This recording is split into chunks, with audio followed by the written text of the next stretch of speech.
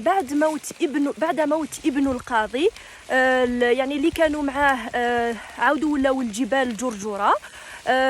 أخوه فرحات عقد يعني معاهدة سلم مع خير الدين بربروس، وقبل يعني شرط أنه يدفع ضريبة سنوية لخير الدين بربروس، وخير الدين بربروس يعني أعاد لهم موقعهم في منطقة زواوة يعني باش يحكموا فيها.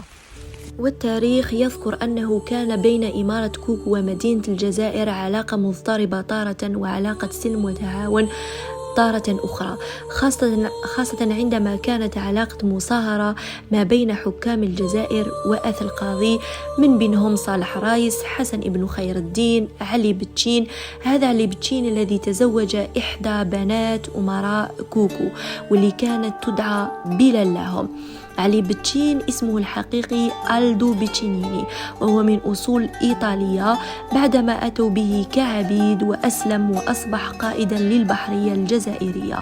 بعدها أصبح أميراليا وقائدا لطائفة الرياس. علي بتشين كي تزوج لهم أتى بها إلى أعالي باب الواد، واتخذت المنطقة آنذاك باسم كوكو نسبة لعلاقة المصاهرة بين رياس البحر وأمراء كوكو.